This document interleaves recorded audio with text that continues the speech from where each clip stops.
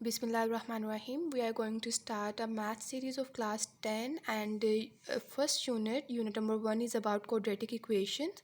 So first of all, before starting this exercise 1.1, we have to know that what is actually equations, what is quadratic equations, okay?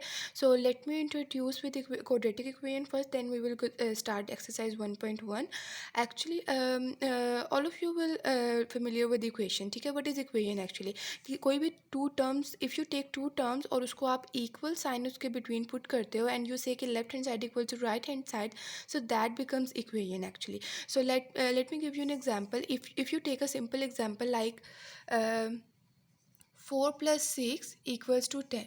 So एक तो ये mathematical term है and the second one is this, और इसके mid में आपके पास कौन सा साइन है? इक्वल का साइन है. एंड 4 प्लस 6 एक्चुअल में इक्वल होता है 10 के. So left hand side equals to right hand side. This is called equation, ठीक है? But in the sense of constant and variables, if we talk about, so you can take an example like this: 4x plus 3 equals 11. अब एक ये वाली term है आपके पास, mathematical term है, and the second one is this, और इन दोनों में क्या रिलेशन है? इक्वल का रिलेशन है, ठीक है? Now if you put x equals to 2, for example let कर लो कि x जो है वो 2 के इक्वल है. 4x की रिप्लेसमेंट 2 से करो, plus 3 equals 11. 4 2 tsar 8 plus 3 equals 11, and 8 plus 3 equals to 11 equals 11. So this is actually the definition of equation, ठीक है? Now there are a lot of type of equation in but your unit number 1 is based upon quadratic equation. So now let's define quadratic equation, which is about जो ये unknown numbers होते हैं ना, जैसे x हो गया, y हो गया, z हो गया, p हो गया, q हो गया, a to z आप कोई से भी ले सकते हैं. x और y की वैल्यूज़ एक्चुअल में आपको पता नहीं होता, ठीक है? आपने इसकी वैल्यूज़ फाइंड करनी होती है. These all are called unknown variables. इनको आप कहते हैं unknown variables,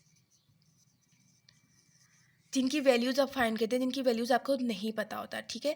so these are called variables. और जिनकी वैल्यूज़ आपको फिक्स्ड होते हैं ना, जैसे यहाँ पे 4 है, 6 है, 10 है, these all are called constants. Okay, जैसे मैंने आपको एग्जांपल दी थी यहाँ पे एक इक्वेशन की, 4x प्लस 3 इक्वल्स टू 11. इसमें this one term is a constant. Constant मैं सी से रिप्रेजेंट कर रही हूँ. 3 इज़ ऑल्सो अ कांस्टेंट, और वेरिएबल यहाँ पे जस्ट 1 है which is x, v for variable. And variable के साथ एक और कांस्टेंट टर्म आपको नज़र आ रही है. उसको आप कांस्टेंट नहीं बोलेंगे, वेरिएबल के साथ जो आपके पास टर्म होती है उसको आप कोफिशिएंट बोलते हैं. Okay, coefficient. Okay, now this is an equation. अब इसमें जो आपने वेरिएबल है, वेरिएबल की पावर देखो, यहाँ पे वेरिएबल की पावर क्या है? 1 है, ठीक है? सो ऐसी इक्वेशन जिसमें आपके पास हाईएस्ट पावर, किसी भी वेरिएबल की जो हाईएस्ट पावर है वो 1 हो, ऐसी इक्वेशन को हम कहते हैं लीनियर इक्वेशन.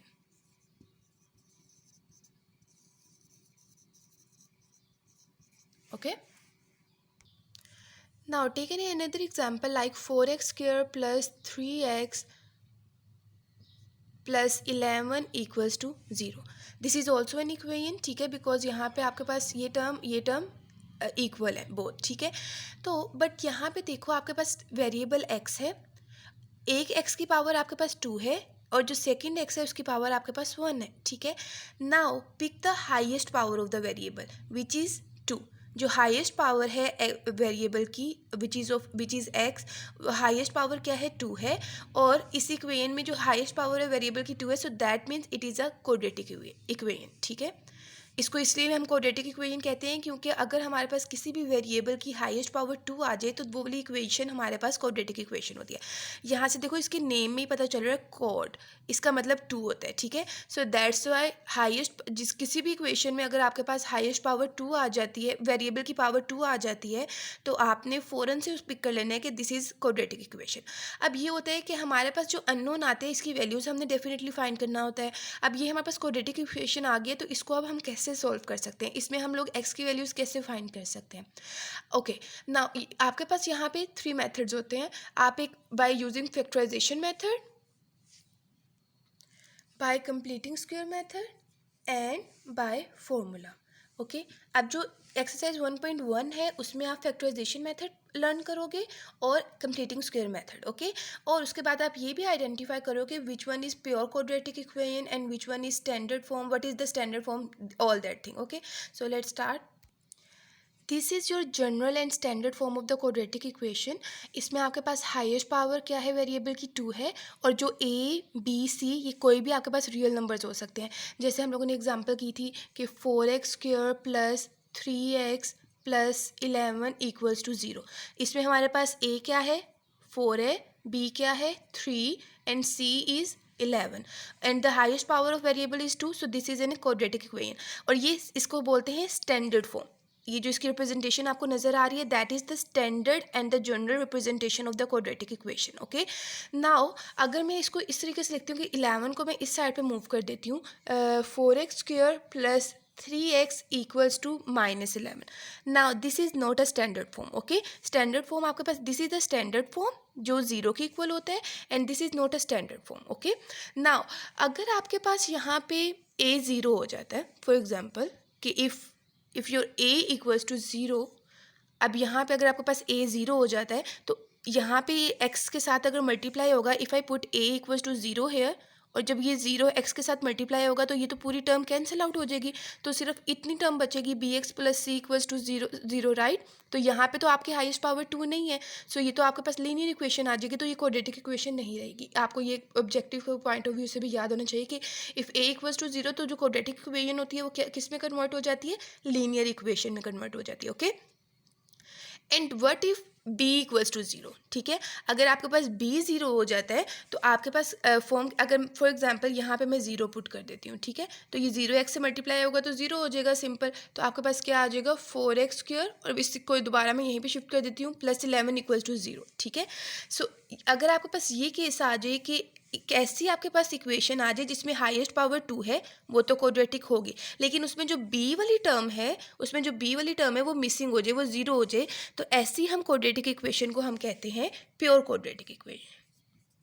ओके, इसको हम बोलते हैं प्योर क्वाड्रेटिक इक्वेशन। अब आपका जो एक्सरसाइज 1.1 है उसमें 3 कंसेप्ट हैं सॉरी। उसमें फर्स्ट क्वेश्चन में आपने ये बताना है कि स्टैंडर्ड रिप्रेजेंटेशन आपने बतानी है क्वेश्चंस की, जिसको आपने इस फॉर्म में लिखना है, एंड सेकंड क्वेश्चन में आपने क्वाड्रेटिक इक्वेशन को सॉल्व करना है by using factorisation method, and the third question में आपने बाय कंप्लीटिंग स्क्वायर मेथड से अपने क्वाड्रेटिक इक्वेशन को सॉल्व करना है। Okay, Question number 1 of exercise 1.1 says, write the following quadratic equation in the standard form and point out pure quadratic equation. Now you know what is the standard form, right? This is your standard form. आपने अपनी equation को इस form में लिखना है, और उसके बाद अगर कोई pure quadratic होगा जिसमें b वाली term नहीं होगी, ये 0 हो जाएगी term, आपने वो भी आइडेंटिफाई करना है कि which one is the pure quadratic equation. So question number 1 is x plus 7 into x minus 3 equals -7. So सबसे पहले आपके पास 2 ब्रैकेट्स हैं, इसको सॉल्व करने ये तरीका है कि आपने जो फर्स्ट टर्म है x को आपने सेकंड ब्रैकेट की दोनों टर्म्स के साथ मल्टीप्लाई करना है। पहले इस x को आप इस x से मल्टीप्लाई करोगे, आपके पास आंसर क्या आ जाएगा, x और x को मल्टीप्लाई करने से x²। नाउ देन आप इस x को -3 से मल्टीप्लाई करोगे तो आपके पास आंसर आ जाएगा -3x। अब इसके बाद 7 की बारी है, +7 को x के साथ मल्टीप्लाई करोगे तो क्या आएगा +7x, और फिर अगेन +7 को आप -3 से मल्टीप्लाई करोगे तो प्लस माइनस माइनस, एंड 7 3 ज़ा 21 and equals to -7 as it is. Okay, now these are the same variables, इसको हम प्लस माइनस करेंगे, x² plus minus minus, greater value के साथ प्लस का साइन है तो आंसर में प्लस का साइन आएगा, 7 - 3 4x -21, और इस -7 को आप लेफ्ट हैंड साइड पे शिफ्ट करो तो यहाँ पे ये -7 था, if you will shift on the left hand side it will become positive, +7 equals to 0। Okay, now x² as it is plus 4x as it is, and -21 + 7 equals to 14, plus minus minus 14, और 21 is the greater term, तो हमारे पास answer में minus आ जाएगा। Okay, and equals to 0।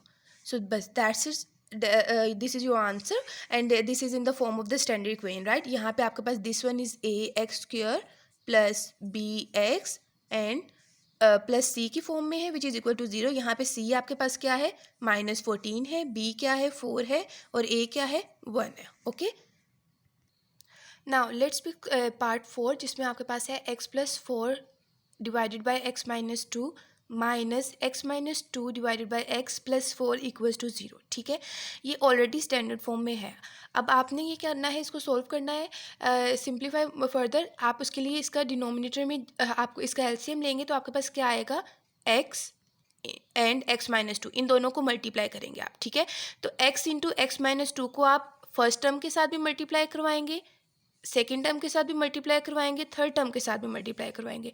Denominator में आपके पास जो भी वैल्यू है, x है और x-2 है, इन दोनों को आपने हर टर्म के साथ इंडिविजुअल मल्टीप्लाई करवाना है। ओके, सो यहाँ पे x इंटू x-2 को आपने फर्स्ट टर्म के साथ भी मल्टीप्लाई करवा दिया, x इंटू x-2 को आपने सेकेंड टर्म के साथ भी मल्टीप्लाई करवाना है, और आपने इसको थर्ड टर्म के साथ भी मल्टीप्लाई करवाना है। और राइट हैंड साइड पे जब आप इसको 0 से मल्टीप्लाई करवाएंगे तो वो 0 हो जाएगा। ओके, नाउ यहाँ पे देखो डिनोमिनेटर x-2 है और ये x-2, ये क्रॉस मल्टीप्लिकेशन हो रही है, so this will cancel out, और यहाँ पे x कैंसिल हो जाएंगे। ओके, और यहाँ पे कुछ भी कैंसिल नहीं हो रहा, तो इसको हम सिंपली मल्टीप्लाई करेंगे। Now here x remains and x+4, तो x को x से मल्टीप्लाई करोगे तो क्या आएगा, x² प्लस x को 4 से मल्टीप्लाई करोगे तो क्या आएगा, 4x minus x-2 into x-2, मतलब x-2 का होल स्क्वायर बन रहा है, तो यहाँ पे सिंपल फॉर्मूला अप्लाई कर सकते हो a माइनस बी का होल स्क्वायर का, which is x² minus 2x plus 4। Okay, next plus 4 को x से मल्टीप्लाई करेंगे तो इट विल बिकम 4x। अब नाउ 4x को x से मल्टीप्लाई करो तो क्या आएगा, 4x², 4x को -2 से मल्टीप्लाई करोगे तो क्या आएगा, 8x equals to 0। Okay, after this x² plus 4x as it is, और यहाँ पे आप इसकी ब्रैकेट ओपन करो, -x² and this minus minus become plus 4x and plus minus minus 4 and plus 4x minus 8x as it is. अब यहाँ पे देखो ये पॉजिटिव x² है, माइनस x² है, तो this will cancel out each other, और यहाँ पे प्लस 4x इसको आप ऐड कर लो, so it will become 8x minus 4 as it is plus 4x² as it is minus 8x as it is equals to 0। अब देखो यहाँ पे 8x और -8x ये भी कैंसिल आउट हो जाएंगे, सो जस्ट सिंपली आपके पास क्या रह जाएगा, 4x² माइनस 4 इक्वल्स टू 0। अब देखो हाईएस्ट पावर क्या है वेरिएबल की, 2 है, सो इट मीन्स कि ये आपके पास क्वाड्रेटिक इक्वेशन तो है, लेकिन यहाँ पे जो आपके पास b वाली टर्म है ना, ax² plus bx plus c equals to 0, ये स्टैंडर्ड फॉर्म होती है ना, इसमें b वाली टर्म नहीं है। ठीक है, विच इज़ 0, तो इसका मतलब ये हुआ कि this one is pure quadratic equation, तो आप इसके आंसर में लिख दोगे प्योर क्वाड्रेटिक इक्वेशन।